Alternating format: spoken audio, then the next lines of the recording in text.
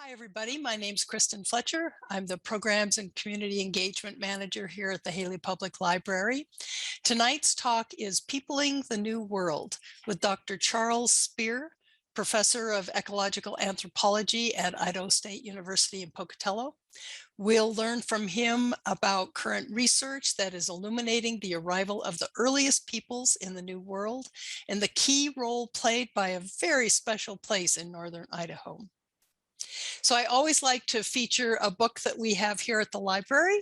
And the one I'm featuring tonight is called Sapiens, A Brief History of Humankind by Yuval Noah Harari.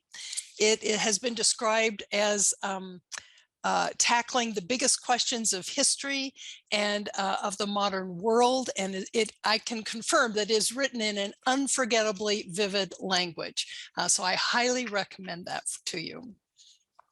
And now, without further ado, I'd like to introduce tonight's speaker. Dr. Charles Speer is an associate professor in the Department of Anthropology at Idaho State University and the curator of anthropology at the Idaho Museum of Natural History. Born and raised in South Texas, he received his PhD from the University of Texas at San Antonio in ecological anthropology in 2013. After graduation, he received a postdoctoral research fellowship at Texas State University in the Department of Anthropology. His research there allowed him to work with Clovis and pre-Clovis period materials dating back to over 17,000 years old, coming from the Galt site in central Texas, which we will talk about tonight. His research focuses on the geochemical analysis of nappable stone to determine mobility patterns of prehistoric hunter-gatherers. His current work focuses on sourcing both Paleo-Indian and Proto-historic artifacts from the American Southwest and from the Snake River Plain. Dr. Speer uses interdisciplinary approaches to understanding the peopling of the New World, lithic technology, experimental archaeology, ancient craftsmanship, and GIS predictive modeling. Dr. Speer, who goes by Andy, has been an avid flint knapper and prehistoric skills enthusiast for over 20 years. So Andy, I am so grateful that you agreed to give this talk. Just a reminder that you are unmuted. Thank you. I just saw that. I contacted Andy asking a question just about some of the earliest sites in Idaho, and he sent me a wonderful article about this site in northern Idaho. And as is my methodology, I said, oh, would you be interested in giving a talk for the library? And he said, sure. So here we are tonight. So Andy, thank you very much for taking the time to join us tonight. And I know we're all quite fascinated in this subject. So please dive right in. Okay, thanks, Kristen. And you asked me probably at maybe one of the best times to be on current research. Something I had to redo my whole talk earlier this week because something came out in the news recently about these footprints in New Mexico. I don't know if any of you heard it, the White Sands National Monument. And me and all my colleagues, we have these online discussion boards, and we've just been tearing it up lately, debating these things. And reading the paper that came out, we've been aware of these footprints for a while, but we had no clue as to the dating was going to come back so early that they managed to retrieve from a couple of these trackways. But I'm going to talk about that this evening on top of other things. And I was thinking I'd really appreciate it if during the talk, when I'm lecturing to my students, I kind of know where they're at in understanding of things. So if I throw any terms out there that you don't understand, please interrupt me or get in chat and ask Kristen to interrupt me. I'm more than happy to explain these terms. And where appropriate, I'll probably just tell you what it is anyways. You made me sound like a very busy person too, Kristen. That's so appropriate. So yes, I am that busy doing stuff. But what I really like about my job and working at the university and with other colleagues around, well, not only the country, but around the world is its interdisciplinary nature. we really can't understand a lot of these things about the earliest peoples coming into this Western hemisphere without using an interdisciplinary approach. And you're going to see this includes a lot of things beyond just, my understanding of stone tools and how they're made and the geochemistry of the rock. This gets into genetics and genomics and geography and oceanography and ecology, and it runs the gamut of all the disciplines. And that kind of makes sense because we're studying human beings, and we're living in the environment, and we're very diverse cultural creatures, so we have a lot to look at. I kind of wanted to show this first slide here. This is actually a little bit older. This is from back in 2004, and it's showing this genetic modeling of pulse of peoples coming into the New World. And a lot of people have the misconception that it was just one group of people that made their way here. And just this one group of people came in and they populated the whole Western Hemisphere. This is not true. And the genetics these days is showing it's probably about not 4 pulses of people, but probably anywhere between 8 and 12 pulses of different populations coming in at different times. And, of course, we're always interested in the earliest of these peoples that come into the New World and, how they spread and what kind of lives they lived, what were they hunting and eating and gathering, and, just what it means to be human when you're going into these new worlds.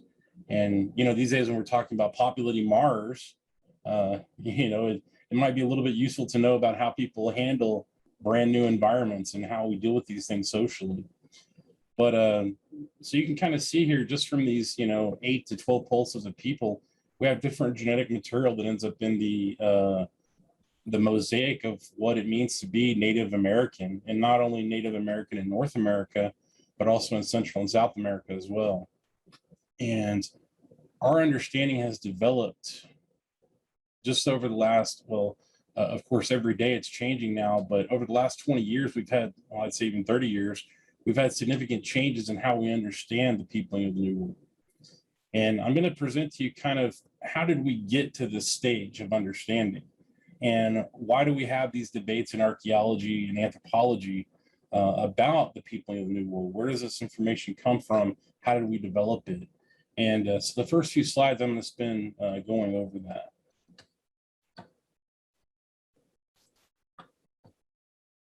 So really, we're interested in tracking the first Americans. And for a long time, we thought that this was a simple question that was answered, when we started finding stone tools that were of a certain diagnostic type. And I'll kind of read through these slides, but my style of lecturing is I read a little bit and I interject and I have a lot of asides. So if I get too far off, just say, hey, can we get back to the topic at hand? Especially if you ask me questions, we'll get really off topic. But anyways, the investigation of the peopling in the Americas, as we are talking decades here. We're talking probably since the first scholars started asking questions back in the 1800s about who are these Native Americans and where did they come from? And unfortunately, you're going to see that that has a lot of problematic, to say the least, implications for Native Americans. And I'm going to go over that topic briefly, but we have a couple of different models that we've developed over the last 150 years of understanding Native American culture and the people in the New World.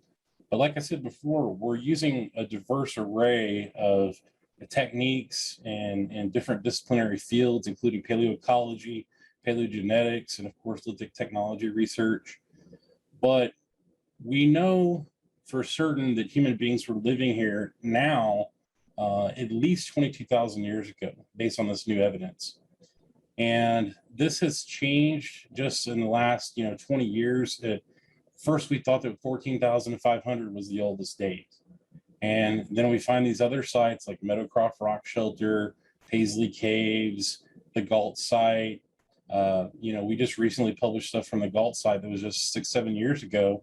And we thought it was one of the earliest sites at about 17,000 years.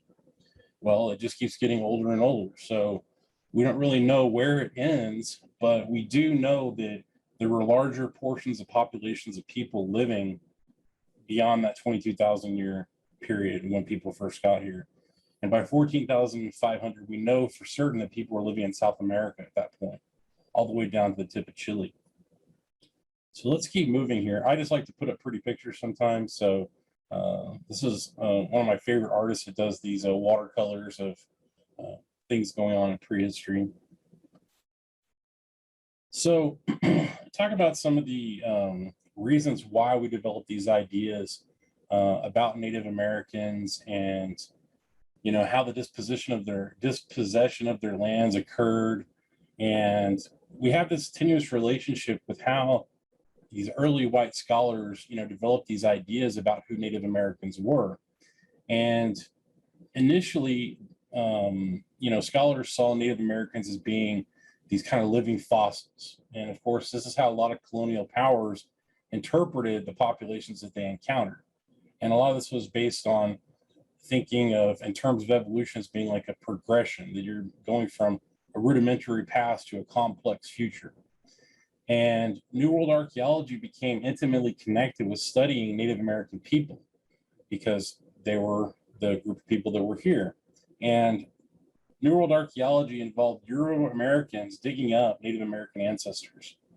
And this prompted a lot of the mistreatment of Native Americans and the taking of their lands, and it kind of justified, of course, erroneously, the acts of westward expansion and the ideas of manifest destiny.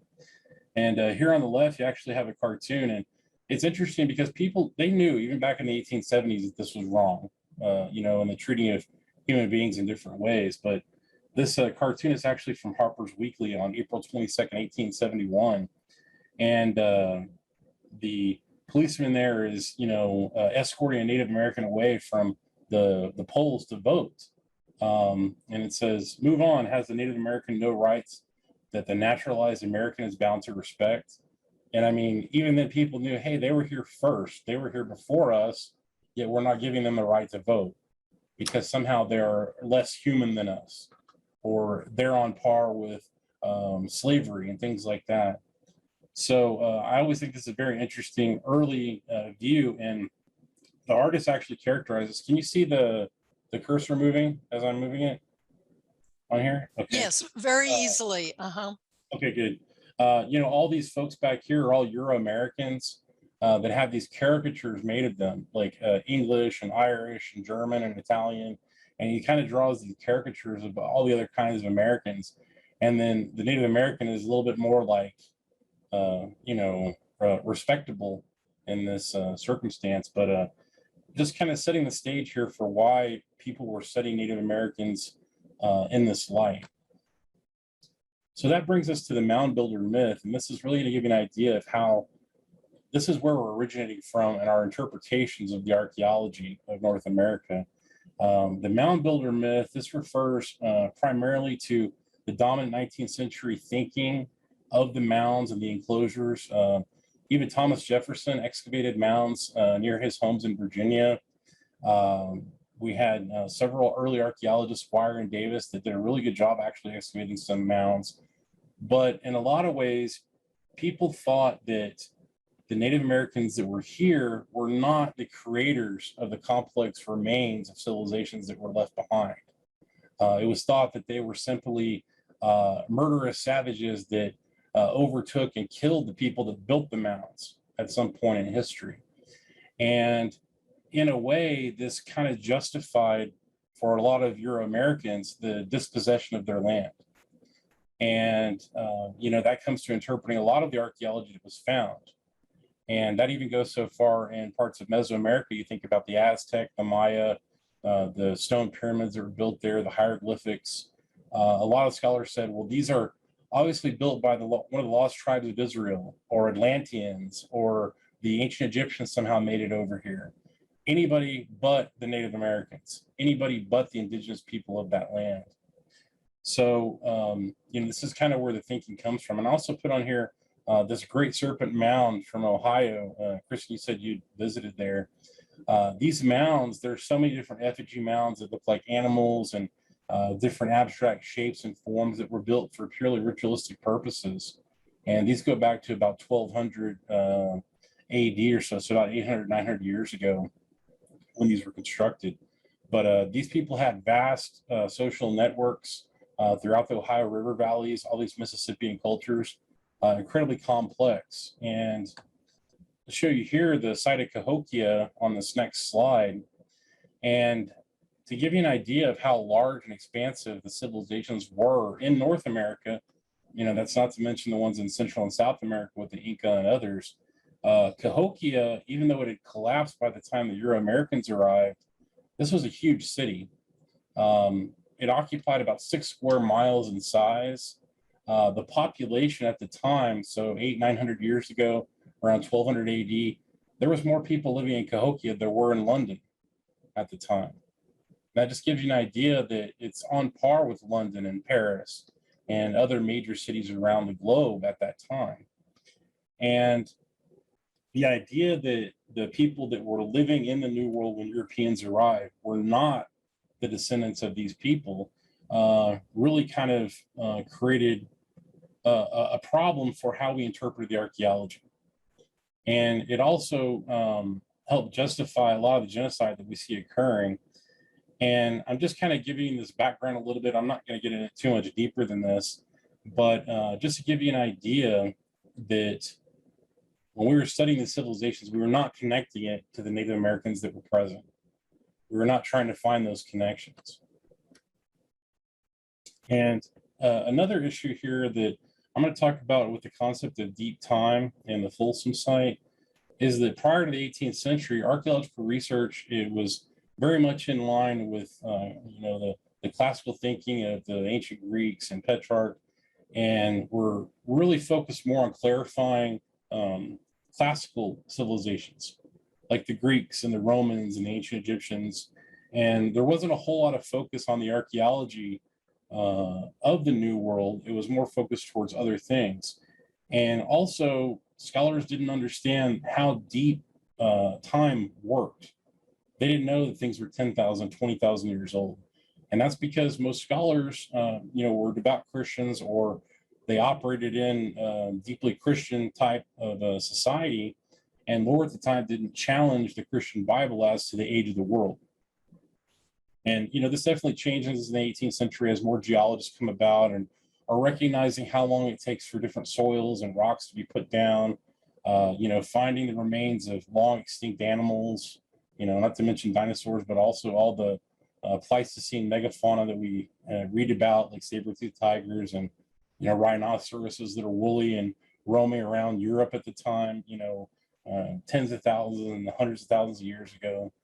And it's just that the thinking was that, well, how did the Native Americans get to the New World? Well, one example that you can find here is that Christian thinking has been, towards these ideas of dispersions of the people out of the Middle East for the most part. And I thought I'd include this mosaic here because it just shows you where these ideas come from. This is a fantastic mosaic. This was actually found back in 2014 with a bunch of other mosaics, but this is actually depicting the construction of the Tower of Babel. I don't know if y'all recall that story from the Old Testament, but you can see some workmen here using different techniques to construct this large tower. And it's interesting because this is a depiction of the story of the dispersion of people, essentially, and confounding their languages. And you can actually see here in the front that two workmen are starting to fight because God has confused their language and changed their tongues to where now they are speaking all different languages. And these ideas are guiding scholars in how they interpret things. And it's not to charge them as being guilty of doing something wrong. They're operating in the culture that they're familiar with, they've been trained in. So keep this in mind as we go along in these developments. And that'll bring us, you're probably like, can we please get to people in the New World?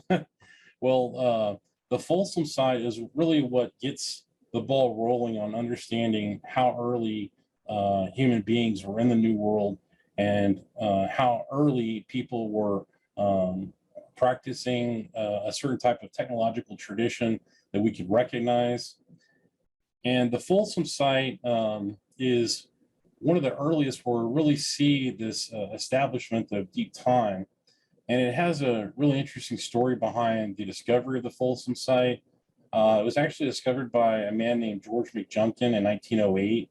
He was an ex-slave who worked as a cowboy on the Crowfoot Ranch in New Mexico. And the town of Folsom would frequently flood during rainy seasons. And there was a particularly bad one, but McJunkin, he liked to ride out on his horse after these major floods and ride through the arroyos and look for the remains of a giant bison and a lot of other Pleistocene creatures that would erode out of the riverbanks. And he really enjoyed collecting those, and he found all kinds of artifacts from the past as well. And he found this one particularly rich site that he showed to the owner of the ranch and his son, and they rode out and they looked at these bison bones, and they knew about it since 1908. And it wasn't until around 1926 that a professional archaeologist was out at the site, and they showed him where all these things were. And he began excavating the site, and he found a spear point along with some these giant bison ribs. And people knew, well, these bison had been extinct for a very long time. People weren't really sure how long that was because you didn't have radiocarbon invented until 1950. And you had to rely on a thing called relative dating, where it's, the depth of the soil and an estimate of how long it took to form that soil. So that kind of starts the process, and Figgins, he excavates this point out, and he moves along, and it's not till a little bit later that we see a Smithsonian archaeologist come out, and they excavate, and they find another spear point that's lodged within these ribs, and they invite a whole bunch of other scholars out to the site to verify that, yes, people were hunting this extinct animal, and it's probably very old. Some people thought 6,000 years, some people thought 8,000 years. And you can see science starting to change at this point, and people are starting to accept these older dates and understanding how geology works and the concept of deep time. And the Folsom site is the first to establish this idea. And that doesn't mean that Folsom projectile points weren't found before this, or Clovis projectile points weren't found before this, but it was the first time that a spear point was unequivocally found inside of one of these long extinct animals. And here on the left, the site has been revisited several times by archaeologists. In 1998, they excavated out there. But you can see here in this picture, this large bison skull. And when I say giant bison, I'm talking about Bison antiquus. Bison antiquus, the largest they would get was about 2.5 times as large as your modern bison in overall size. And, if you think about the hump of the animal on your typical bison, just look in your home right now. If you have about an 8 or 9 foot ceiling, that's where the hump of the animal would be touching. So if you just look up at your ceiling and imagine the animal towering up that high, and very dangerous to hunt as well. But these people were masters of hunting these animals. And as we've gone back to the site and re-excavated it, and we found more projectile points through the Folsom period with these diagnostic features. Let me go back to the previous slide. I can show that better. This projectile point is called a fluted projectile point, and that's where you see this channel flake that's removed up the middle. And typically that would help with hafting onto a stick. And for these Folsom points, these usually were wrapped up very close to the top. And most of the ones that we find that are very small, you're just seeing the exhausted spear point at that stage. That means it's been resharpened, and it's probably about double the length at some point. We call these slugs, actually. This is a slug. And for the most part, that's why people will leave them behind, is because they've reached the end of their use life anyways. So when you find a pristine Folsom point, it's going to be much longer than that. And it looks a lot like a Clovis point, except the flute goes about halfway or more usually. Andy, how big is that stone tool that you just showed? Give me 1 second.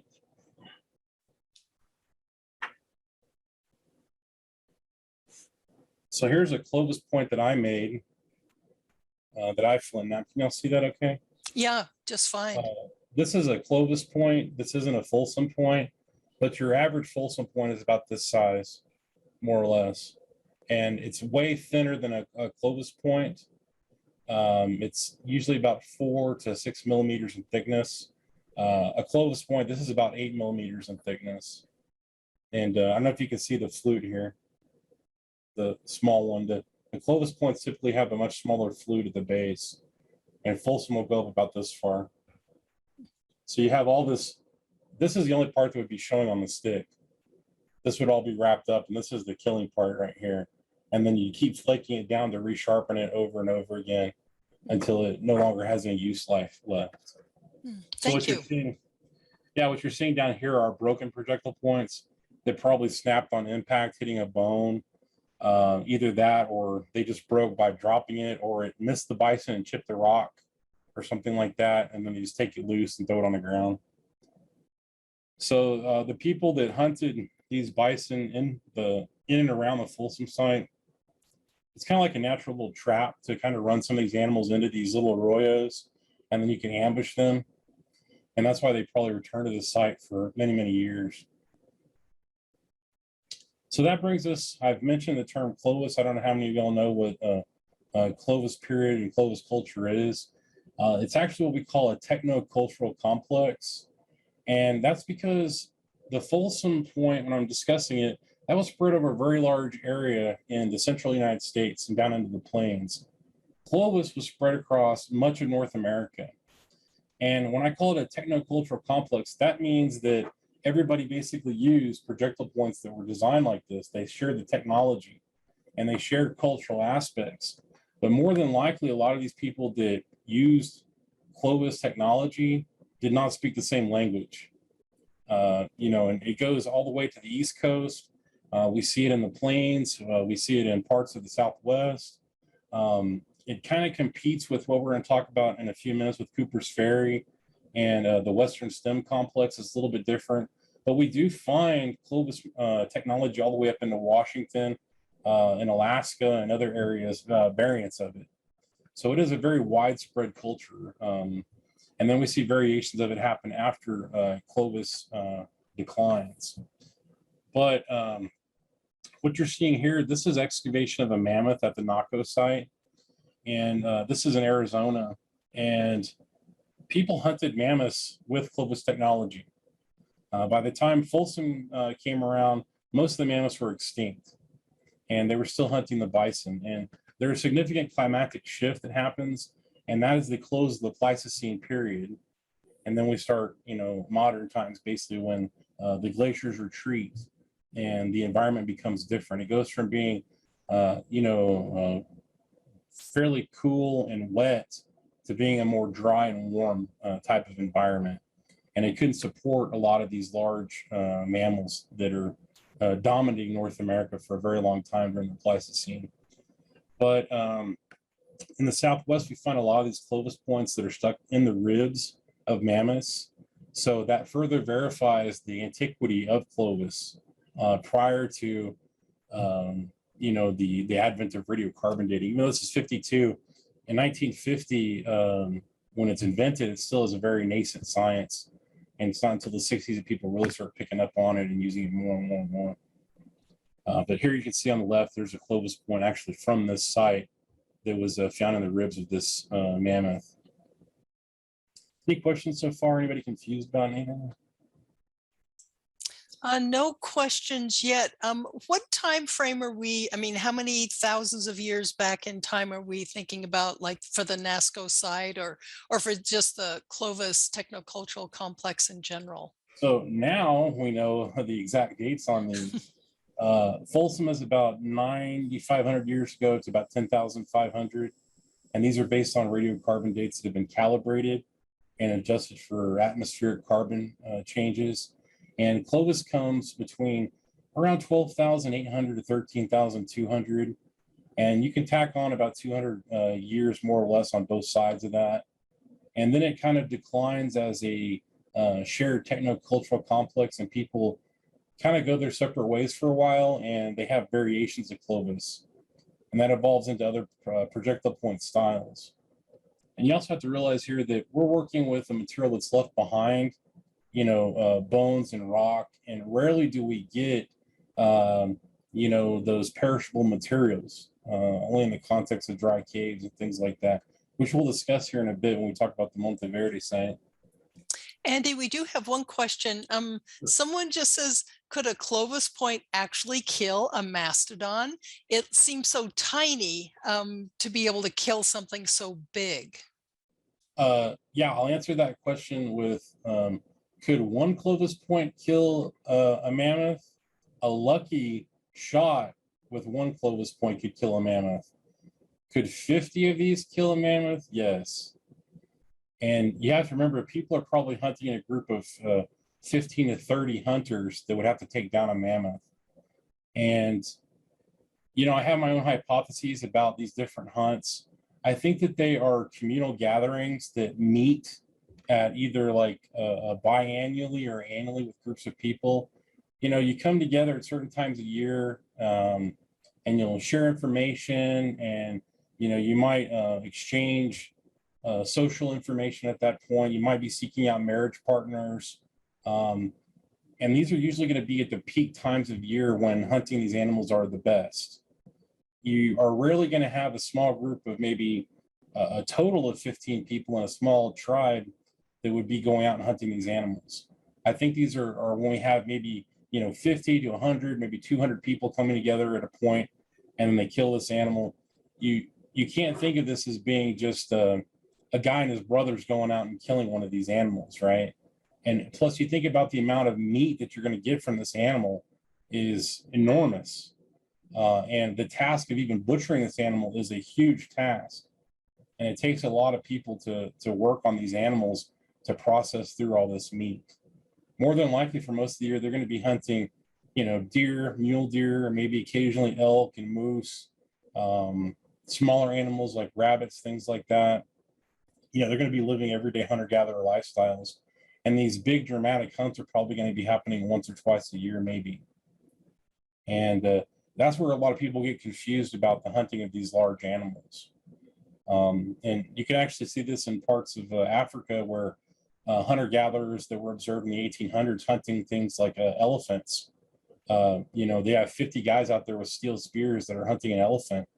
I've actually got a very disturbing video from the 40s of a group of about 75 guys with Samburu steel spears that are hunting an elephant in some tall grass. And it's nuts. It's really nuts to watch it happen. They're throwing all these steel spears at this animal, and it's like hitting it in the face and in the body. And the elephant is just grabbing these spears, pulling it out and throwing them back at the hunters. I mean, it's just like it's this chaotic event that's happening. And you have to remember, these animals' hides are very thick as well.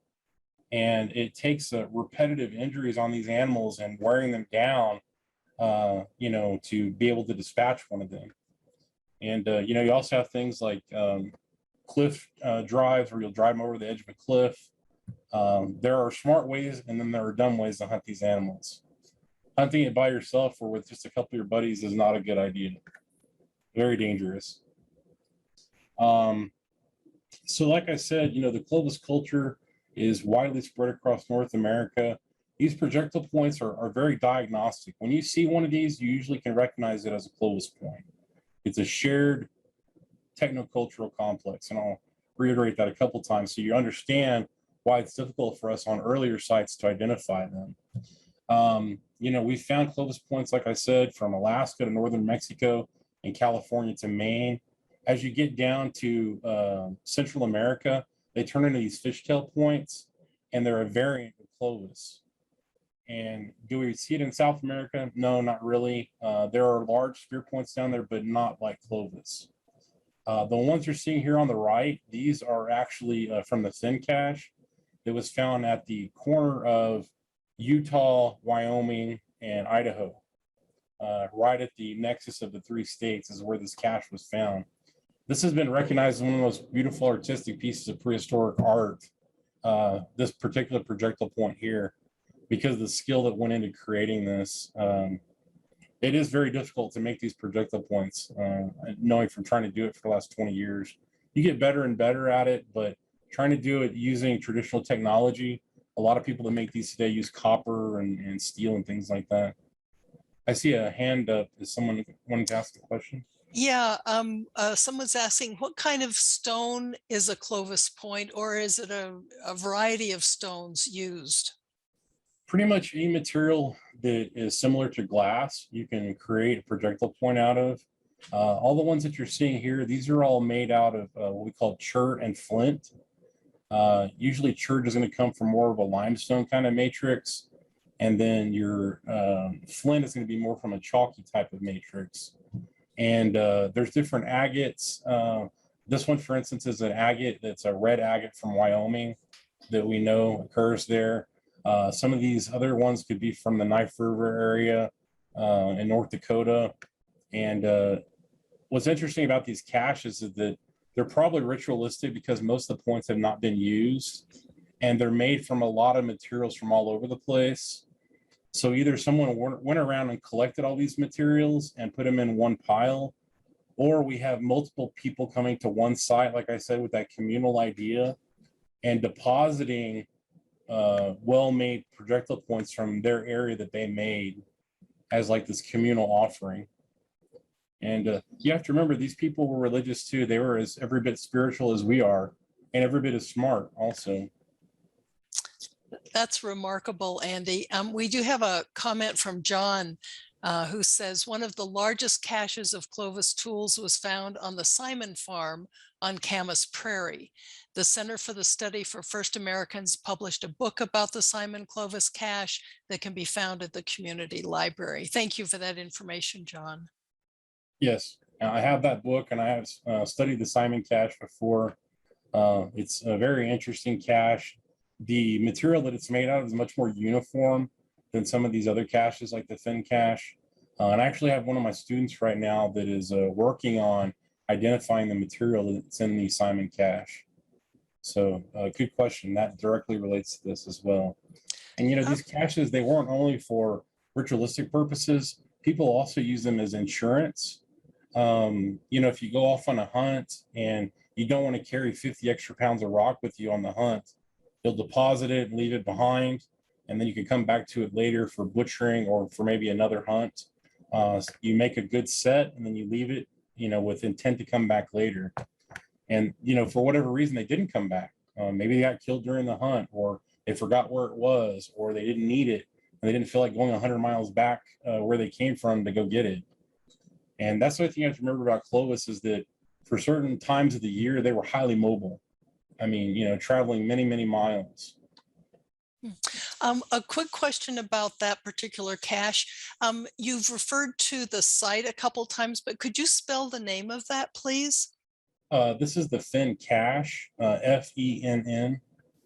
Fenn. Okay. Correct. And the actual site is unknown where it was originally found. This was in the possession of a man named Forrest Fenn for many years. And he donated it, or someone, I can't remember if he donated it or his son donated it. But anyways, now it's being held at Texas A&M University. And I've also studied this cache along with a couple other ones that are there. And just amazing. It's mind-blowing, really, the quality of these and the thinness and the variety of materials. It's just, it's mind-boggling. These people were very, very skilled and talented. So that brings us to some of these questions. You know, we've established now what Folsom is, what Clovis is. We know they're very old. With radiocarbon dating, we know they're in this, you know, 13,000 year period. Then we start asking questions. Okay, when did they first arrive in this Western Hemisphere? Where did they come from? And for a long time, the thinking was that the earliest people into the New World came across the Bering Land Bridge. So this area in between Alaska and Siberia, and I'll show you here. So this is the Aleutian Island chain that you see here. We're kind of like rotated a little bit, not the way we're used to seeing it. But if you look up here, during the Pleistocene period, especially the late Pleistocene, the ocean levels changed. They were up and down quite a bit. And whenever water would get locked up in the glaciers, a lot of dry land would appear. And that's when the ocean levels were about 150 feet lower at certain points about 13,000 to 14,000 years ago. And that's when we thought people migrated from Asia, you know, through Siberia into Alaska, and then made their way into North America. And There's a couple problems with that because the timing of Clovis and these ice sheets are at odds with each other. And there's two options. They can either come through what we call an ice-free corridor, and that's what you see here, this IFC. You know, people come down through this ice-free corridor and make their way into the country. Or they could take a coastal route, and what you see here, this is the North Pacific coast, so the Pacific Northwest, coming down here through Canada and Washington and other areas, and trailing along that coastline. And that's another option. But the problem is the glaciation at this point was so severe that it would be very difficult to make a living in this ice-free corridor. It would be pretty much denuded of all vegetation. And you're also, this is a hard concept to understand, but imagine walking through a valley where you have ice sheets that are 1.5 miles tall on both sides of you. And there's very little animals that are living in here at this point either. And we have found no archaeological sites in this whole ice-free corridor that are older than 13,000 years. So it actually looks like there's a reversal here where the dates are old at the, what would be the exit point, and they get younger as they go in. So that's kind of a dilemma. And that makes us think that this is probably not the method of entry for the earliest peoples. And that leaves us with this coastal site coming along. And these sites, we've not found too many that are older than 13,000 years along these coastlines either. And that also presents a problem because the archaeology, for the most part, if they were following along the coastline, what's going to happen? These are all going to be underwater now because the glaciers have melted. That water raises up the ocean levels, and now they're under 100 feet of water or more. So we have to resort to using underwater archaeology if we want to find, you know, how they leapfrog all the way down that coastline. And we'll bring up a couple other sites here in a minute. But how am I doing on time? It's 6:17. What time do we have till? 6:30? Oh, no, 7 o'clock. And okay, good. I wouldn't be surprised if some of these people would linger if you wanted to talk longer. So okay. say what needs to be said. Okay, I still got a lot to bring you up to speed here. So that leaves us with these, you know, these two scenarios, a coastal route that's greater than 14,000 years and going back and forth between these sites. We know for not a solid fact, but the hypothesis is that there was no ice-free corridor that was amenable to crossing back and forth here during that time period. But we keep thinking about this with Clovis, right? That Clovis is the earliest culture. We do all of our archaeology based on that. But then we start finding sites that are older than Clovis. And for archaeologists, this challenges their religion, right? This challenges their ideology and how they were, you know, raised as baby archaeologists going through college, and they're taught a certain way, and they react very with a lot of hostility towards any ideas that are going to change this way of thinking. And this becomes a problem because more and more sites start being found, and it becomes more and more difficult for them to challenge the integrity of these sites because they are so good. And really that starts with the Monte Verde site, which I'm going to discuss here in a second. But this is our scenario that we're dealing with for a very long time in archaeology. You know, we developed these ideas probably in the mid 50s, and it persists until the 80s. And that'll bring us, and if you want me to go over this stuff in greater detail, just ask, but I'm going to keep moving forward and show you some of these sites now. That brings us to the Monte Verde site.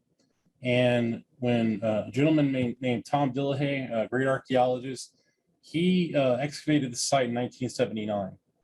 And he started finding these really amazing things unexpectedly. He was working on an archaic site there. He started digging a little bit deeper, and he found these really odd things that kept popping up. And when he started radiocarbon dating these items, they were coming back very, very early. And it was a huge surprise. The site itself is, and I'll show you some more pictures here in a second, it's a waterlogged site. And if you learn about preservation of artifacts and how it works, you know, you have to have three things for artifacts to decay. And this all boils down to different microbial and bacteria that are making things decay, right? they have to have some source of water, they have to have oxygen, and they have to have warmth. But if they're covered with like a clay matrix, it becomes an anaerobic environment. They can't survive. If it's waterlogged, that's going to preserve some items much better than others, right? So sometimes bone might decay in certain environments. Think about like a dry cave. There's a lot of stuff that's going to survive very well in a dry cave. Other things won't. So as they start excavating the site, they start finding wood, footprints, plant fibers, all kinds of different bone. And sadly, they don't find a whole lot of lithic technology, but they're finding all this other stuff. And if you think about the thinking for North American archaeologists, they want stone projectile points. They want diagnostic artifacts. They don't want, radiocarbon dating of little bits of perishable material. They don't want basketry or anything like that. They're expecting to find a predecessor to Clovis. And that means big honking projectile points, right? They want to find these big mammoth killers. And a lot of this also gets confused up with a conference that happened in the 80s called Man the Hunter. And the Man the Hunter conference really solidified the thinking of what it meant to be Clovis, like it was the macho thing to do to go out and kill mammoths. And that thinking kind of affects a lot of people's acceptance of this site. And nowadays we know that things were much different, that this was a bona fide site, but it comes back at 14,500. And everybody that says that Clovis people were here first, they say there's something wrong with your site. You didn't date it correctly. You're misinterpreting things. It's like a ecological site. It doesn't have anything to do with humans. All the little bits of stone that you have, that just happened naturally. Even though at the site, they find footprints like this that date in the horizon of 14,500. These little things here, you've probably been wondering what these are. These are tent pegs. These are arranged in a circular fashion, and they're wrapped up with cordage around the base. So these are little tent pegs to hold down hide on different little huts and things like that, if you think about it that way. So this area has dozens of these, and it has lots of bone that people processed, and they have cut marks on it. And at this site, they've also found stuff that probably goes back to 30,000 years. That still is very tenuous because there's not much material there, but 100%, I can tell you 14,500, this is in Chile, all right? This is almost at the tip down there by Tierra del Fuego and getting down to Antarctica. It's about as far away from Alaska as you can get, and the Bering Land Bridge. So that means that, if we have Clovis up there at 13,200, and then all of a sudden we got somebody 1,000 years earlier down in Chile, this really messes up with the whole Clovis first idea. And there is a lot of debate in the field that occurs because of this. And when I say debate, I mean like people getting in fistfights after conferences over this stuff. And you can tell it's just ridiculous. I mean, they got huge egos. I'm here to tell you. Well, you can kind of get the idea here. So here's the part of Chile where the site is, and then zoomed in, and then the site here is at Monteverde, and the different rivers that are coming through here, and that's where folks were living. Andy, just a quick question about that footprint. Is it about the size of a typical human footprint nowadays? No, it's a little bit smaller. It's probably, I think the footprints are a man's footprints. I can't remember if they recorded what the stature was, but probably no more than like 150 to 170 pounds, kind of in that range. Not too big of a person. Mm-hmm. Okay, thank you. Yeah, and you have to remember these footprints, sometimes they'll get altered by geologic processes and the chemistry of the soil. And if you're really interested in this, I can share a paper that talks about all this stuff as well. It is very technical, but it is interesting.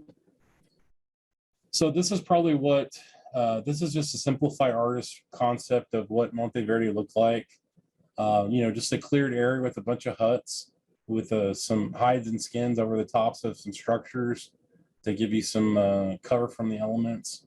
At the site, there is one structure there that's about 60 feet long, and it probably was also tent-like, but it probably could have held up to about 30 people living in there. and it might have been like a meeting area, they think, potentially. Support posts within the construction, they could have been little individual living areas, or they could have been like segregated by, male, female, or children or whatever. In front of the 60-foot structure, there was 2 hearths, and nearby that structure, they found preserved meat and firewood, and the 3 human footprints that you can still see in that hardened clay. Then, of course, there's other marks that are probably footprints, but they are very clear. And then there were also wooden slabs that they found were probably used for grinding up different seeds and nuts. The burn tip of a long lance, I can show you a picture of that here in a second. Different kinds of pebble tools are used for scraping and cutting, and different chunks of bifaces. A biface is like a piece of stone that's been worked on both sides. So you think about how a knife has 2 sides to it and the cutting edge. That's what a biface is. And the wood that they collected from those hearths is what came out to the average date of 14,500 with the radiocarbon dating. And if you're interested in radiocarbon dating, I can also share information about how that works and how we use that as a technique. And that brings us back to good old Idaho. The Cooper's Ferry site. I don't know if you've heard about this. There's been a couple talks at different museums and stuff over the last few years. Lauren Davis is the archaeologist in charge of this site. Has done amazing work. This is where the site is. It's kind of there in northwestern Idaho. It's at the confluence of a Rock Creek and the Salmon River. Let me bring this up here. This is Rock Creek, and then this is the Salmon River running through there. This actually was found back in the 1960s as a road project when they were cutting through here. And one of the archaeologists from ISU was out there and excavated the site. And then Lauren Davis read about it and returned to the site to see if there's any Clovis archaeology out there, or what we call Western stem tradition, which we'll discuss shortly. The Nez Perce tribe actually calls this Nippenhay, is the site name that the Nez Perce call it. But Lauren Davis, he's worked out there for quite a few years now. They found 189 stone artifacts, including 27 specific stone tools, projectile points, biface fragments, blades, and flake tools. And luckily, they also found charcoal. And that was included with firecracked rock. There were bone fragments, and these were probably from animals like the size of mule deer and elk. And they also found evidence of a fire hearth, a food processing station, and other pits that are part of like your typical domestic activities at a campsite. What's cool about Cooper's Ferry, though, is that as they got down lower and lower in the site, they found out it was very old and recovering as charcoal. And finding the Western stem projectile points is also a big part of understanding the age of this. These Western stem projectile points, let me just move forward one real quick. This is what they look like whole. These are contemporaneous with Clovis. So people are running around with projectile points the same time that Clovis people are, hunting animals, living the same way, but they're not using Clovis projectile points. So that asks you questions about language and territoriality, and maybe people just weren't sharing the same cultural adaptations in some ways. And the Western stem tradition for a long time was thought to be after Clovis. And more secure dating over the years has established that it is actually contemporaneous with it and potentially earlier, and survives after as well. But to bring you back here, this is a broken fragment of one of the projectile points, the Western stem, and this is going to be the tip area with the blade, and then other little biface points, little tools like this you use for cutting or scraping. This is a real pretty material. I think this material might actually be discolored from chemical staining and what we call patina from being in the ground. But it's pretty cool. This is called the macro blade. So on this side of the face, it has that ridge from where it was struck from the original rock. On the other side is a smooth face. So we would call this almost like a uniface instead of a biface. And all the areas that you see that are dotted like this, that's where it has been used in the past for cutting up stuff, either for cutting meat or cutting grass or, limbs from trees, whatever. And the same goes for this big blade here as well. And you can see some of this crusty stuff here. This is what we call cortex. So it's the weathered exterior of the rock. This is the interior of the rock. So, Lauren Davis working at the Cooper's Ferry site and pushing back the age to about 16,000 years ago. This is important because this means that this is earlier than Monteverde. And we see that people are living here potentially earlier. And Cooper's Ferry joins a list of other sites like Paisley Caves in Oregon, the Galt site, which I'm going to talk about in a minute. And it puts us at an earlier time frame than Monteverde. Even though we think that people were living down there potentially 30,000 years ago, these are all verified that people were here. And they had a diagnostic cultural complex like the Western Stem Points we're seeing. And what Lauren and his colleagues hypothesized is that people were coming down the coastline at this point and following these rivers in and reaching these sites by probably kayaking or other kinds of watercraft and making their way in. And you also have to remember this is not too long after, well, this site wasn't really affected as much as others by the Bonneville flood at 14,500. So a lot of sites potentially got erased by the flood that came before that time period. So you have to think about this, and that's where we start seeing this interdisciplinary nature come about. You got to know geology, hydrology, the ecological effects on animals and plants from these massive floods, and the complete change of the environment, and also the wiping out of a lot of species as well. Here you can actually see the site itself. And on a lot of these slides, if I end up sharing it with you, I just have them hyperlinked to different articles and papers and stuff like that.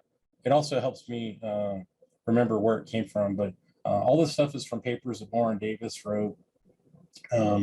Here's the actual site itself. And you have to realize they're not excavating the whole site down to a very deep level. It's just a few units in there that are recovering this. If they continue excavating all of it, it's going to recover a lot more material more than likely. But they didn't need to answer their questions. So we like to leave archaeological sites intact as much as we can.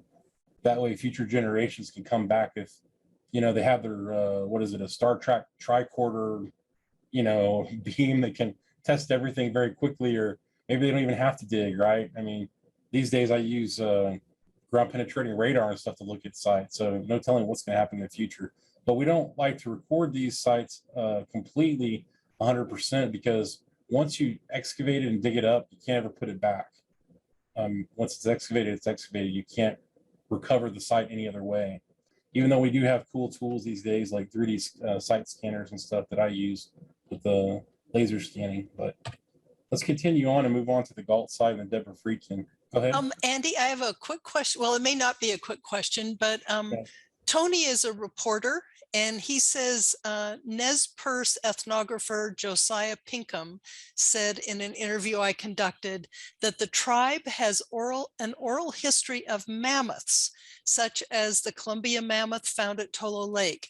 Is this common for a history to be carried for 10,000 years? Okay, so yeah, that's not an easy question because that gets into concepts like folklore and religion.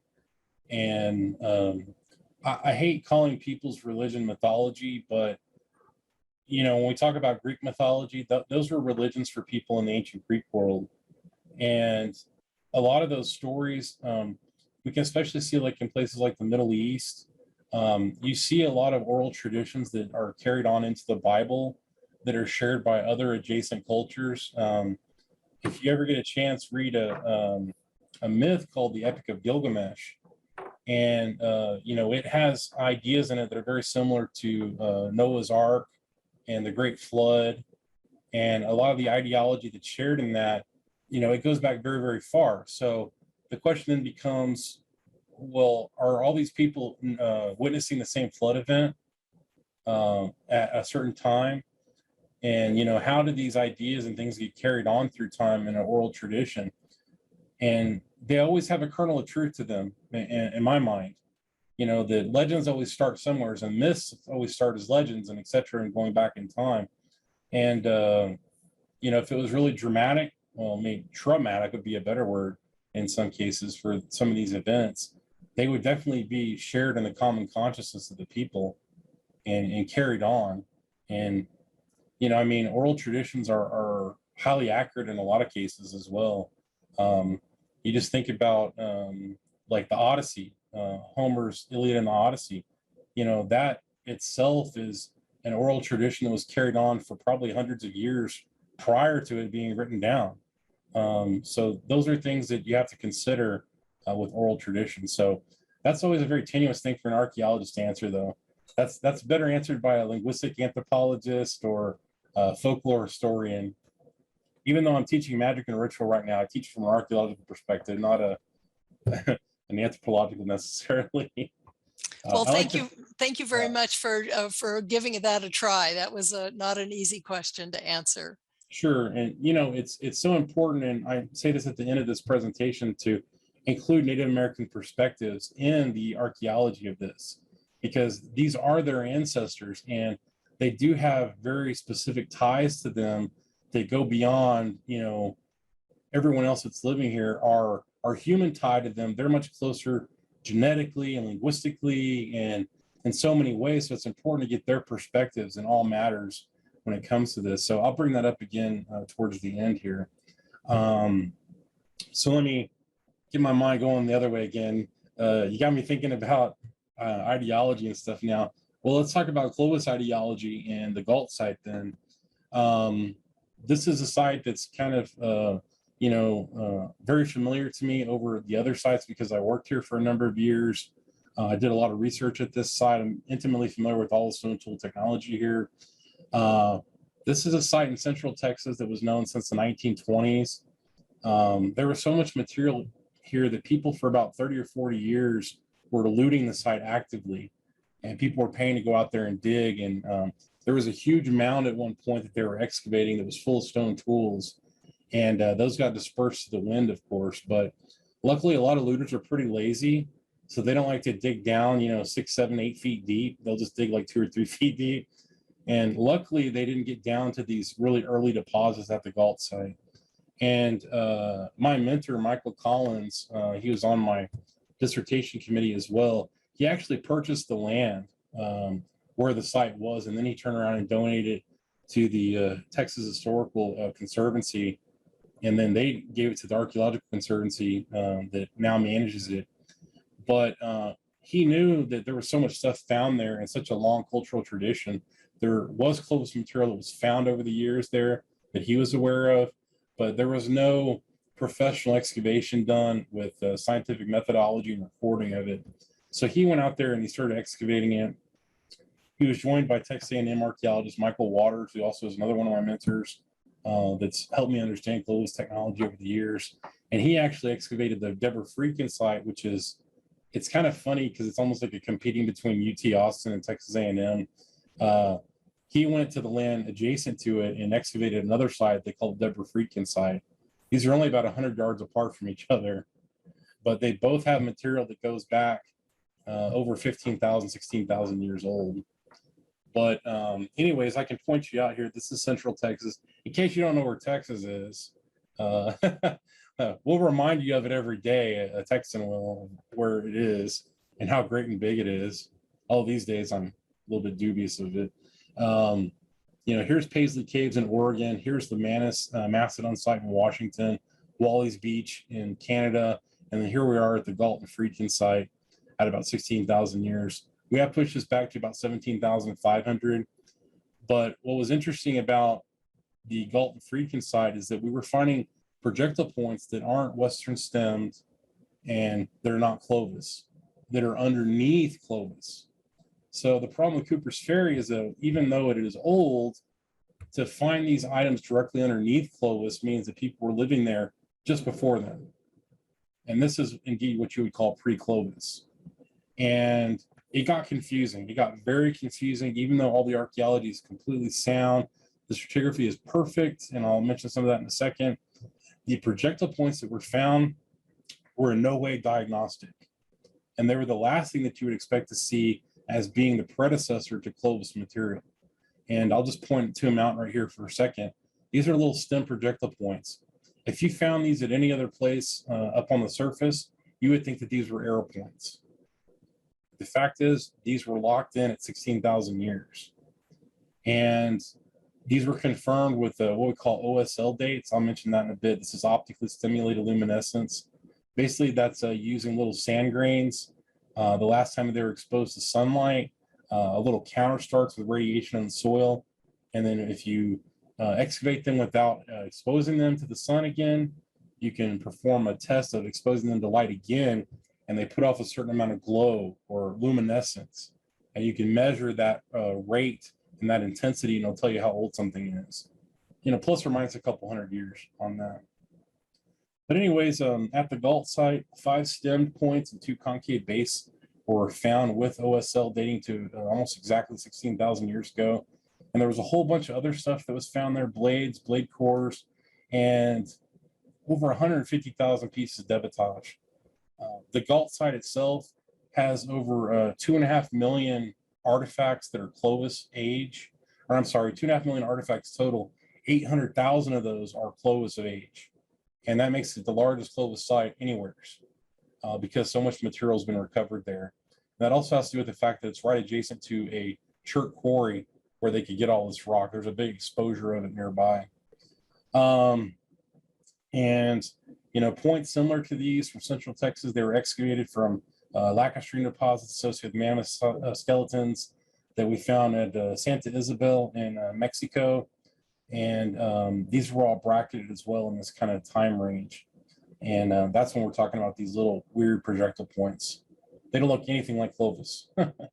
And you would think that that is on a bow and arrow if you found it anywhere else. So just give you an idea of the stratigraphy there, to get into some of the archaeology if you're interested in this. This is all outlining all the different layers that went through here. We know it is so intact in this early archaic period. This is about 8,000 to 9,000 years ago. We found these tiny little flakes, 2 or 3 millimeters, that are from making what we call an Andice point. And it has very deep notches that go up the bottom of it. And every one of those little notching flakes is very, very tiny. Well, we found in this early archaic layer a complete horizon just of these tiny little flakes. And that tells you a lot about the structural integrity of the stratigraphy, because in another type of soil, they'd all be falling and getting mixed up. But once they were there, they were kind of locked in and they didn't get moved around. Well, anyways, we moved down from that early archaic site. These are the diagnostic points. So you see Andice Bell, and then Gower, Angostura, Dalton, and then we get down into Clovis. There is a small Folsom horizon right above this, but when you see all these chunky rocks appearing here, this is getting into Clovis material. And then as we excavated down, we encountered a layer of soil that was fairly sterile, where people had not been living for a period of time. And then all of a sudden, it picks up again, and we start finding materials that are pre-Clovis, what we're calling here the Galt assemblage. And they've been called pre-Clovis for a long period of time now. And underneath that is the bedrock. There's nothing else underneath that. So we cannot excavate any further. And that means that if people did live here, it got washed away or moved by some other mechanism. What is interesting, though, is that some of the blades and the blade cores that are produced in the Galt assemblage are highly similar to the Clovis material. So we do see some kind of ancestral connection there that is occurring, but it is not reflected in the projectile points. Everybody follow me there? Any questions? Is this making sense? Well, I'll just ask out to everybody. One thing that I notice about that is just the different color of the soil. Yes. It's very yellow, so it seems like maybe it comes from a different source or had something happen to it. Once we got down to this Galt assemblage, we had a lot of water intrusion, and we had to have pumps running 24 hours a day to keep it dry for excavation. And this is a lot of staining from the different acids in the soil there. And there's a lot of high clay content in the soil as well that varies through time. And, we're talking here 16,000 years of history that's recorded fairly consistent all the way down. Some places you'll have an archaic layer that'll be totally stripped away by different environmental forces. And you would just have Paleo-Indian, and then what we call prehistoric period above the archaic would be right on top of it. But luckily at Galt, we have these really nice thick horizons that are a really great record of the activities that were happening here. Go ahead. So this is some of the material, the more interesting material that came out of the site. You can see, this is something that you can hold in your hand about like this big, this biface here at number A. So, H is a tiny little thing about this big. It's only a couple centimeters long. And then we have these different blades. This blade core here, E, is very, very similar to all the ones we find in the Clovis horizon. And this discoidal biface that you see here, this also is similar to things we find in the Clovis layer. This is not Clovis, what you're seeing. This is all Gault assemblage stuff, all pre-Clovis. This would function as what we call a flake reservoir. Imagine carrying around like 100 little razor blades with you. They're all in this little core right here. You just got to take them off of there. And that's a highly useful tool, and people would use it to, or it was nothing. And this wouldn't be turned into something else, They also use this strategy on some bifaces that were very large as what we call a flake reservoir. And then those would be turned into projectile points eventually as they're reduced down into smaller and smaller pieces. And X right here, this is another kind of lancelet point, and so is Y. What's weird is these kind of look like what we call St. Mary's Hall points, which are Paleo-Indian, and they also kind of mimic some of the features of Folsom as well. But we see kind of a weird diversity at this stage, and people might have just been experimenting with different ideas. And when I talk about kind of in a bit with the Kelp Highway and coastal migration theory, these people might have been just like Lauren Davis said with the kayaks going up those rivers. These people might have had a tradition of being fisher folk, and some of this technology actually matches very well with what we see other cultures doing, using these small little tools. And they might have been using bone and antler tools prior to using a lot of stone before they decided to transition back into this. O here, this is a little graver. So that's for like getting little small holes in things, or using it to scrape down lines and like incising things. And this one, I've seen this type of flake so many times, both in my own flaking of making Clovis material experimentally, and then also in the assemblages, not only at Gault, but at other Clovis sites. This typical kind of blade, it almost looks like when you hold it, you're like a watermelon slice. That's what I can reckon it to for you. It's like a little watermelon slice, but it makes a great little knife for cutting up things with this edge right here, this sharp edge. And then just some more information. These are those projectile points a little bit closer and where they came from exactly in this stratigraphy. I've already talked about OSL dating, but basically we drove a pipe in the side of the soil where these came from. And then when we pull that pipe out, we close up the end of it. And then we take it to a lab that keeps it in the dark the whole time. And then they extract little quartz grains of sand.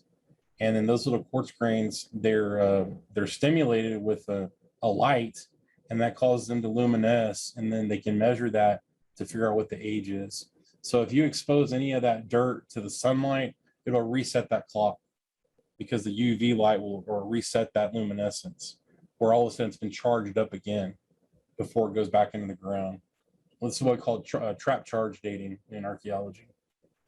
So we can move on from this and get to some other things, but you can see Clovis here and then Gault. You see that sterile layer 3, nothing in it, but it's right underneath it, and it has this interesting technology. So kind of give you an overview again of these different ideas. Monteverde, that's that tip of the lance that I was telling you about that was burned at the Monteverde site. It doesn't have any diagnostic traits that make it look like these other things. So it's some kind of independent cultural trait. And you can see here this ice-free corridor opening up at different times. The Rocky Mountains serving probably as a barrier at some point to some groups of people coming in. This is some of the key sites. And what's interesting is that the most Clovis material comes from the east. It is so dense. There's so much Clovis material that's in the east, even though at the Gault site in Texas, we have a lot of material there. It's a quarry site. But back east, there are more projectile points that are Clovis than any other part of the country. And that kind of makes us ask questions as to, okay, well, if they came down this ice-free corridor and they were coming out right here in the plains, shouldn't this be the homeland and not back east? So something probably happens that causes this technocultural complex to evolve, potentially in the east or in some of those river valleys in the Midwest. Something happens and then it spreads throughout the rest of the North America. But that's just a conjecture. Andy, we had a question a while back about ice-free corridors that I didn't ask. This might be a really good time to do that. So John is saying the debate over the ice-free corridor is always limited to the ending of the ice age. Isn't it possible that ice-free corridors could have existed at the beginning of the last ice age? That could account for the recent New Mexico dates. So it sounds like he's asking that, ice-free corridors close up, open up, close down again, that it could be a sequential, off again, on again type of thing. Right. And that's a great question. And that's kind of where archaeologists now have been kind of caught, I don't know how else to say it, but caught their pants down, right? We've been focused so much on this other stuff that we didn't look at these other ice ages and these periods of time that in all of our excavations, we find Clovis, we don't go any deeper than that. Just like at the Galt site, we came down on that sterile level.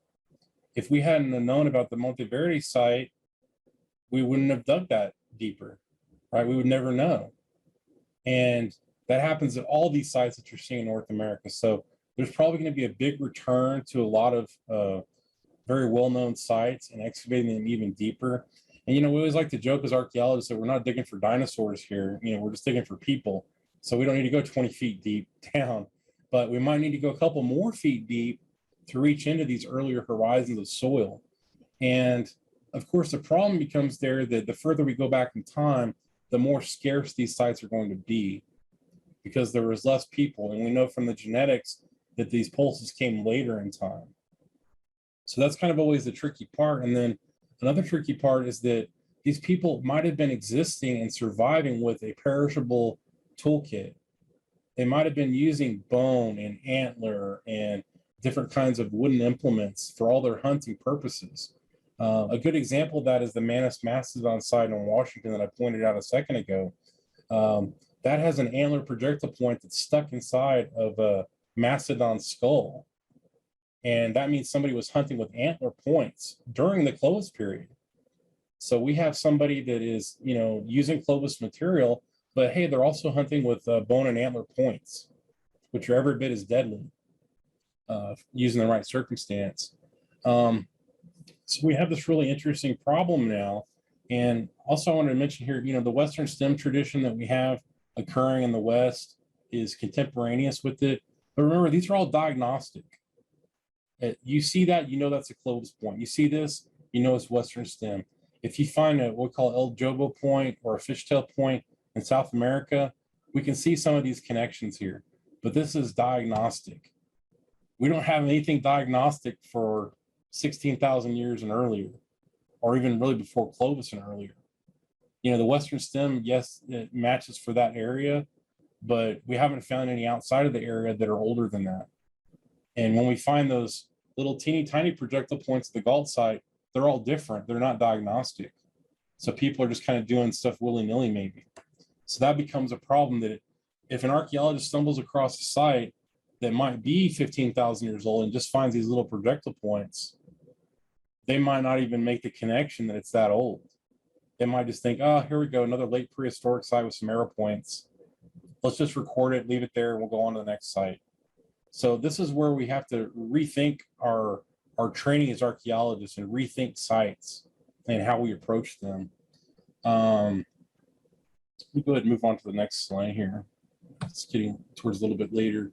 And this answers kind of that ice-free corridor question. In some of the routes, it is open from about 17,000 years ago, and it kind of waxes and wanes a little bit. And then it's open for a while. And then we have another open section from this period of time, about 13,000 years ago. That's the one that we're most interested in. And then we have the Clovis period in Western stem. Remember, I said they're contemporaneous. And then we have these different sites that are going down through time as well. with one as being that early Deborah Friedkin site.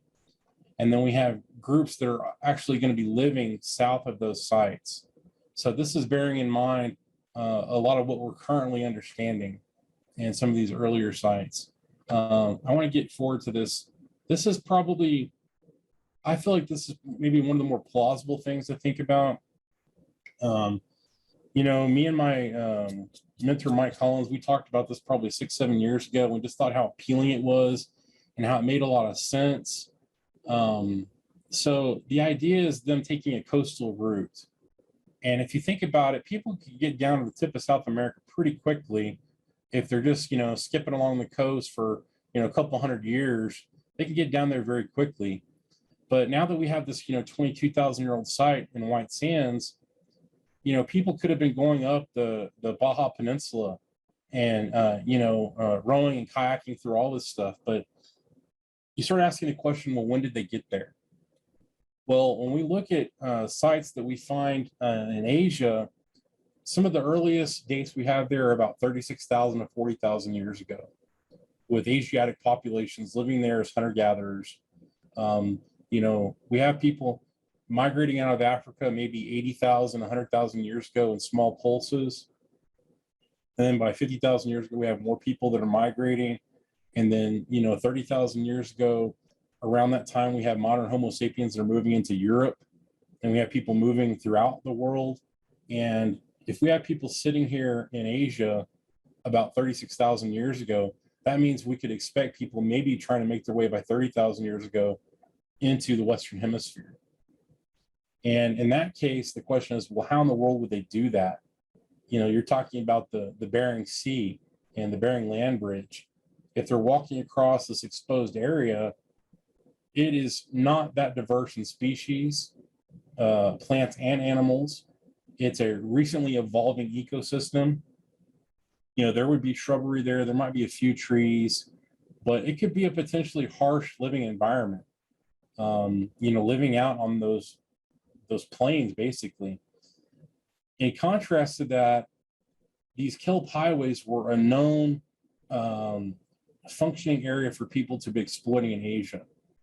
And what's really fascinating about these kelp forests, I don't know if y'all are familiar with kelp, but it looks like this is all bull kelp that you're seeing here. This is off the Crook Point in Oregon, but these are so rich in nutrients, and you can survive on bull kelp just by eating it alone. It has enough vitamins and minerals. The calories aren't super high, but you can survive on this stuff. And all the animals that also are in this little ecosystem in these kelp forests can sustain people very well. And not to mention all the sea mammals that also exploit the other sea life that is in there.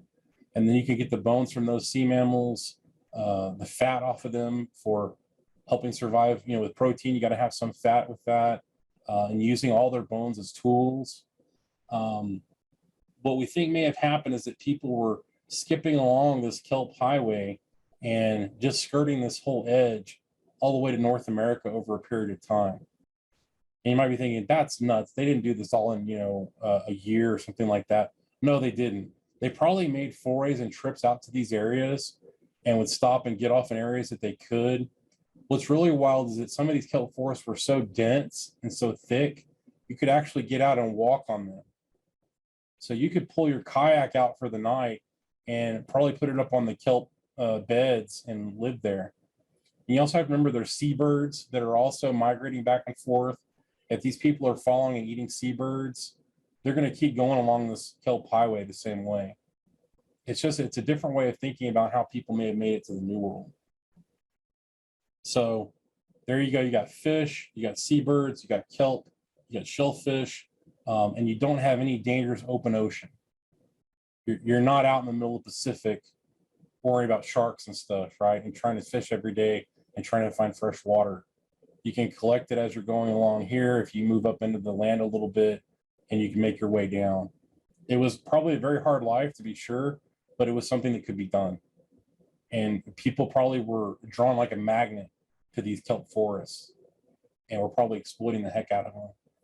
And our problem as archaeologists is that because of erosion and all the sea rise that came, following that glacial retreat, it means that all the sites that were out here that we potentially could find are underwater right now. And that's going to also make our job a little bit harder. But finding places like White Sands will help us out quite a bit. Oh, just to give you an idea, this is some satellite imagery of kelp forests that are developing off the coast of California. And this is in the Channel Islands. I don't know if you've ever heard of the Channel Islands. There have been sites out here that are 16,500 years old found in the Channel Islands. And guess what? They have tiny little projectile points out there that are 16,500.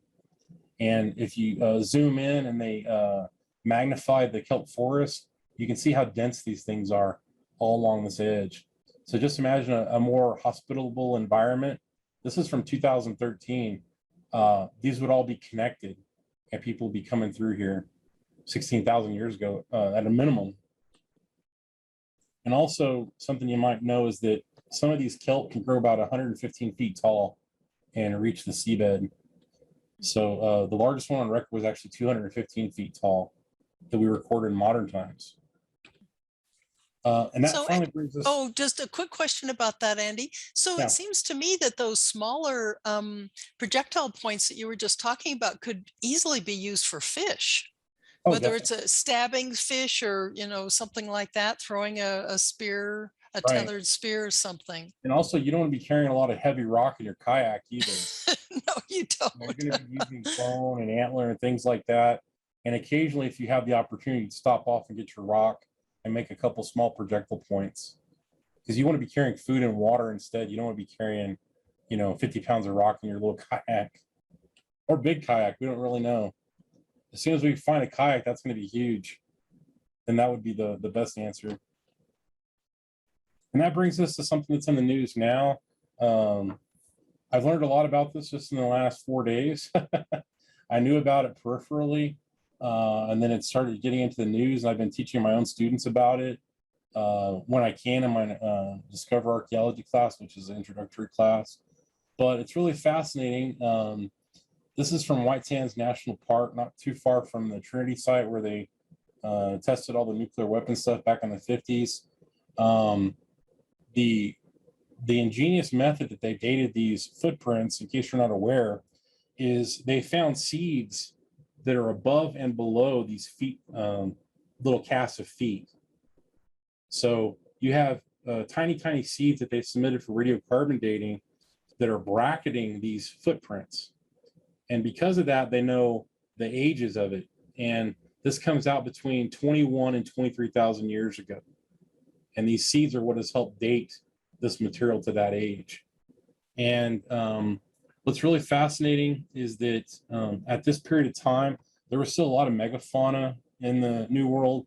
There wasn't any decline going on. And there are 5 different sets of trackways that I've found going through this area that date to different time periods. Let me pull this to the side here real quick. And like I said, this research has been going on for quite a while now. The first footprints were found back in 2008. And those dated to around 10,000 years ago, those earliest footprints. And they have gotten very good over the last 10 years at, identifying the footprints, how to excavate them, how to take care of them.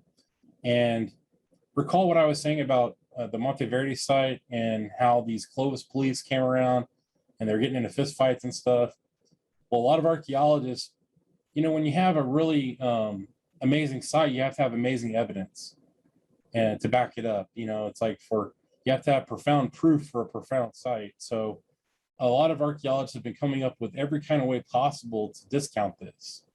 And a lot of my colleagues, when we have these discussion boards online, they're like, well, this is BS because this could be that, it could be this. Their methods, we don't know who excavated it. Why didn't they show us excavation methods? And we've been reaching out to the authors of these to kind of placate our group. There's about 50 of us, more or less, that are in this group and have this online forum. But a problem that a lot of people have is that there's also sloth tracks that go through here. And some of the other trackways are very clearly sloth. And they will see these toe things as not being toes. They'll see that as being a claw being dragged through the dirt. But when you look at the 3D scans of these, the laser scans, you can very clearly see the impressions of the feet and the methodology that they use for measuring it. They can identify the age of each of the people in these as well. So it's not just a sloth track.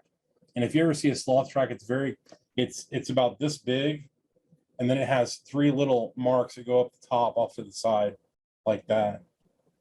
I'm in no way, P.S., I'm in no way like a trackway expert in this, but I'm presenting this evidence from my perspective to share you with this timeline of peopling of the New World, which is my area of expertise. But I'm more into rock geochemistry, not people's feet.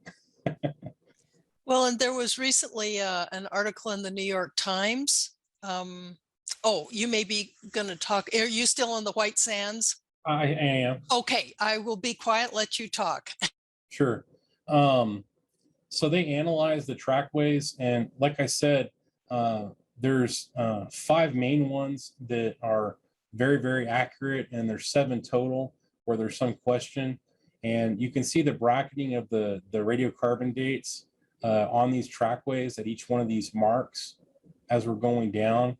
And this is simply the kind of soil that it is. So this is like sand, and then you have a clay layer, and you have silt, and then you have a mixture.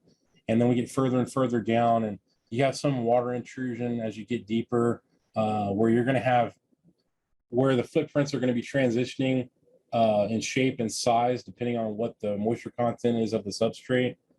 But anyways, they were able to analyze these trackways, the size and the depression of the soil, and determine what the stature was of this person. And in this case, they had a number of individuals in each trackway. So you can see in this trackway, we're going to have one person that they calculated was walking about 1.03 meters per second. So, you know, like just a normal gait. And then somebody was walking a little bit slower than that. And then 2 individuals are walking slower than that as well. But you can see the age of the groups of people that were there. We have 1 individual, 3 to 5 individuals, and 3 to 5, 3. And what's fascinating is that the group as a whole, they were basically a bunch of kids. They were out there along this lake shore. And, you know, some of them were a little bit older, probably teenagers, maybe 12 to 14. And the rest of them were younger kids, 8 to 10. There was a couple of 9-year-olds and 8-year-olds out there. And you see other animals that have walked through the area, maybe before or after, that definitely show the contemporaneity of a mammoth and a giant ground sloth.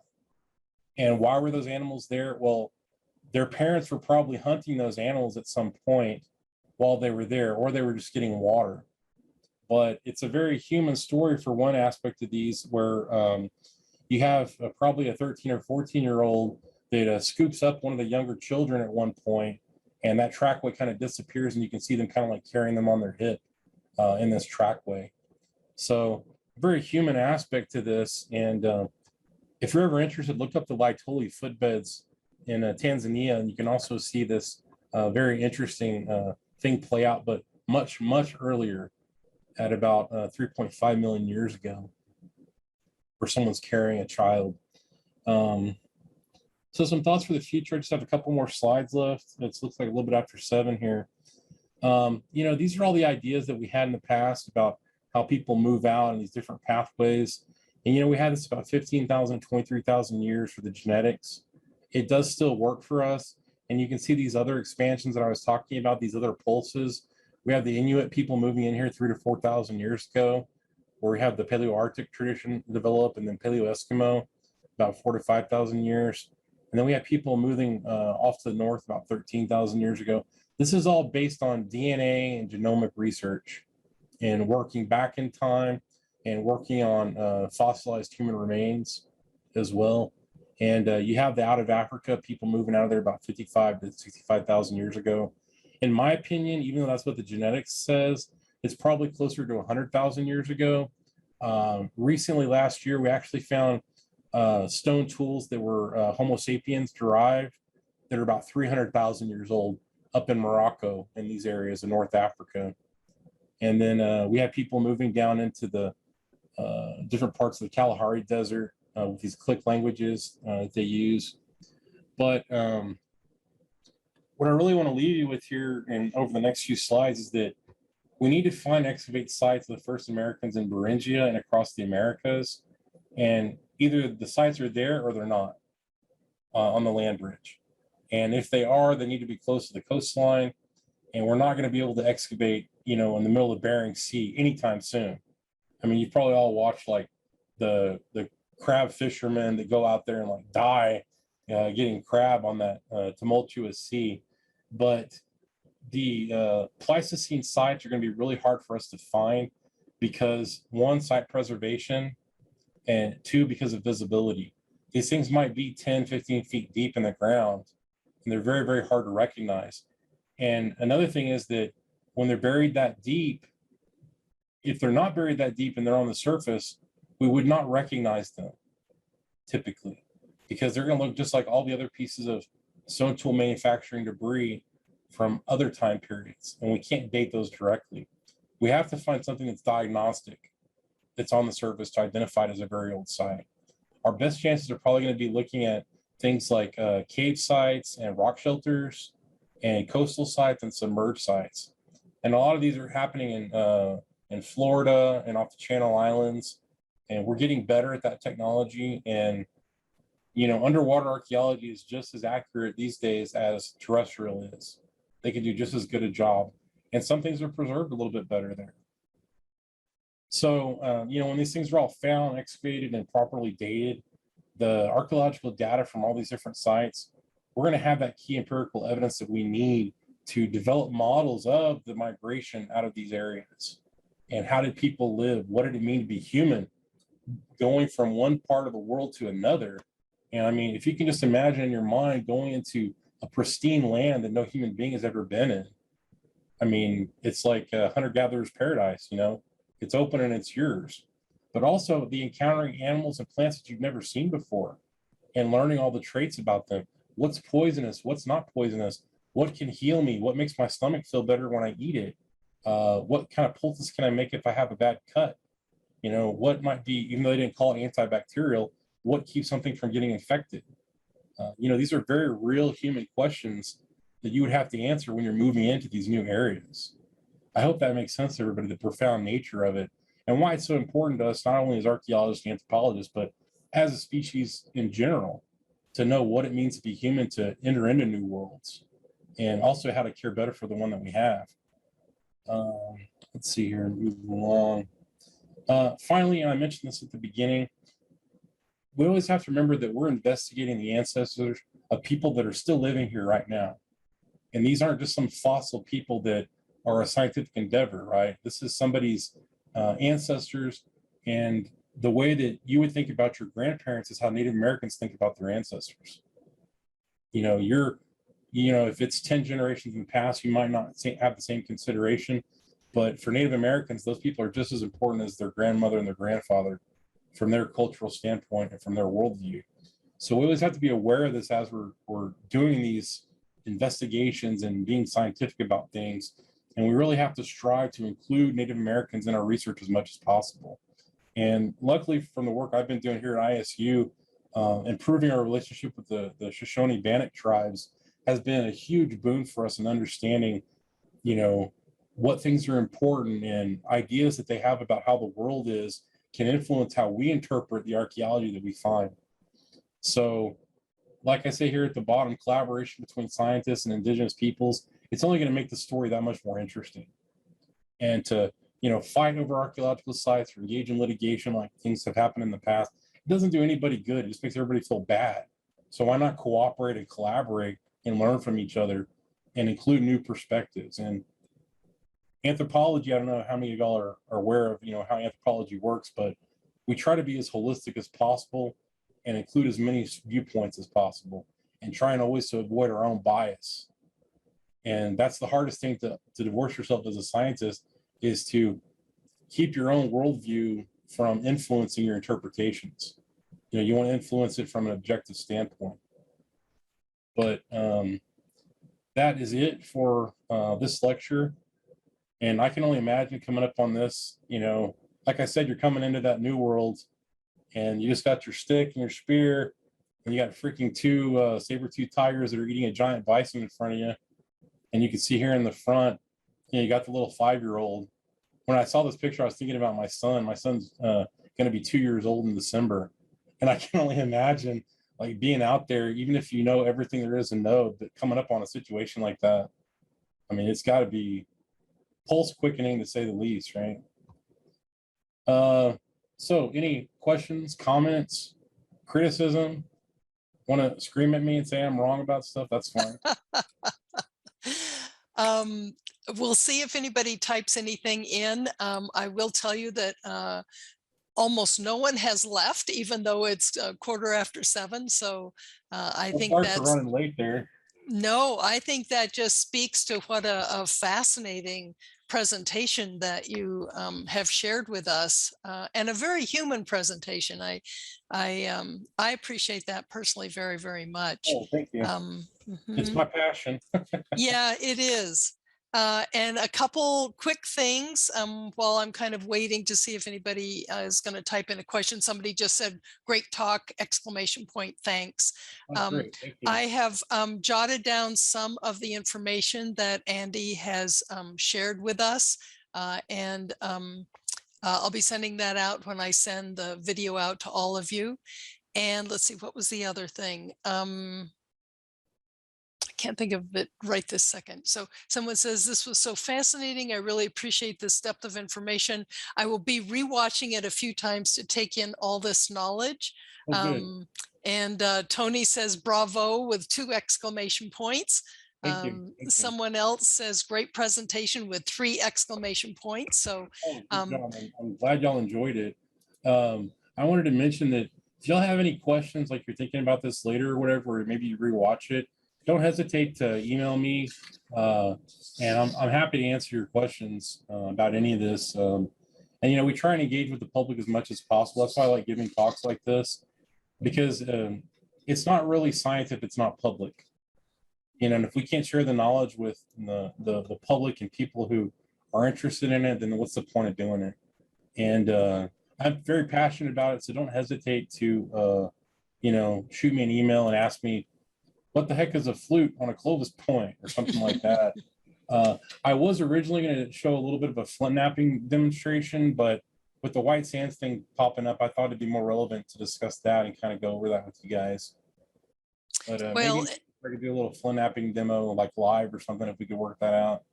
yeah, Andy and I have talked a little bit. He's teaching a class on Neanderthals, and I thought that would be a really cool topic, maybe sometime in the future, maybe flint napping. It seems like there's a lot of interest and a lot of potential there. So yeah, whatever anybody wants to see, I'm happy to talk about it. Those are my passion projects. So. And then John is just concluding by saying Texas A&M's Center for the First Americans published the Mammoth Trumpet that summarizes the latest information on this topic. So I will include that information too when I send out an email to everybody. So I think that's it for us right now. Andy, I just want to thank you again so much for sharing your passion and your knowledge. Thank you. I'm so happy that some people showed up and we're happy to hear it. Great. All right. Well, thanks, everybody. We'll see you next time. Thank y'all for attending. Have a good evening.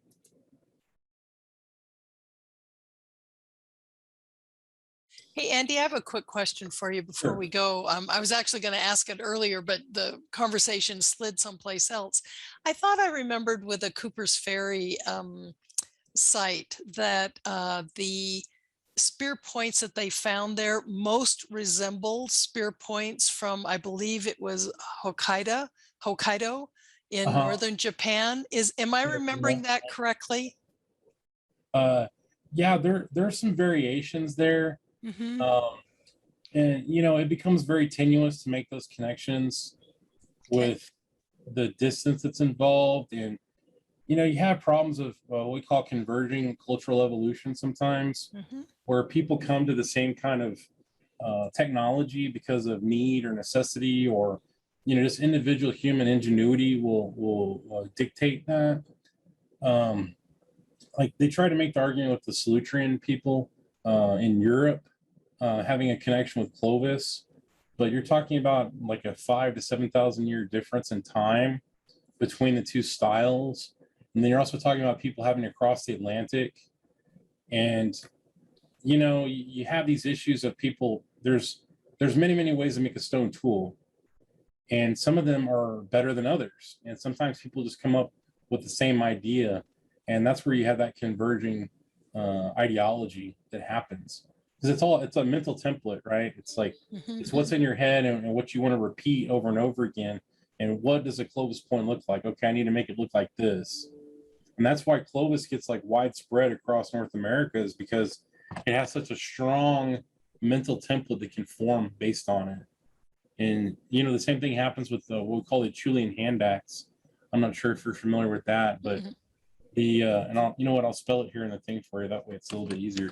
It's from the site of Saint Acheulean in France. I'm probably butchering that name, but that's how it's spelled.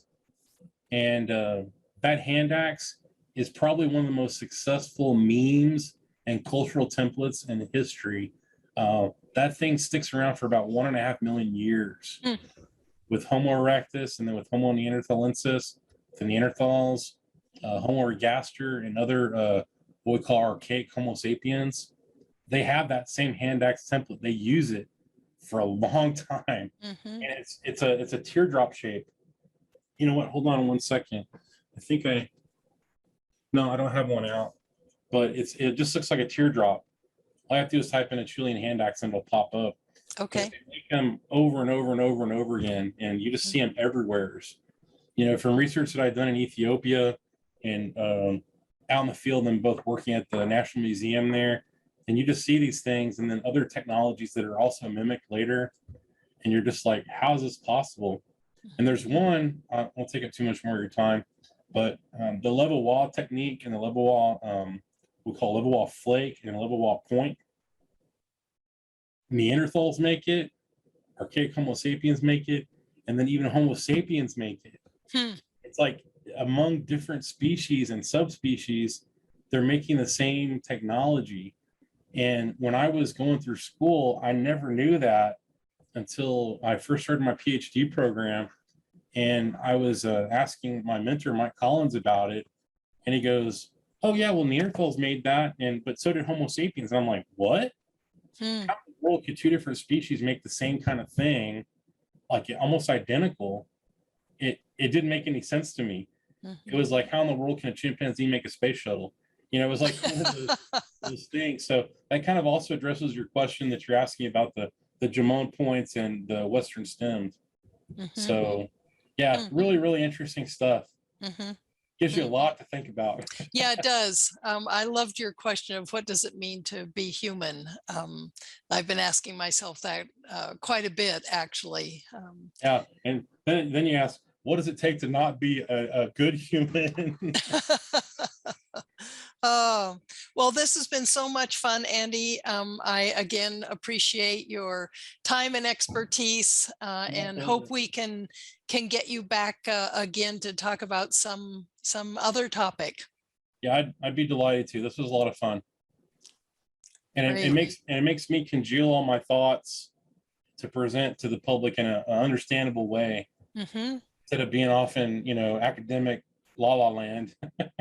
Yep. Well, you did a great job. I mean, Thanks. it was easily understandable. Your charts and graphs supported what you were trying to say, and it was just it was wonderful. So, yeah. All right. Well, thank you again, and have a lovely evening. You too. Thanks very much, Kristen. Bye-bye.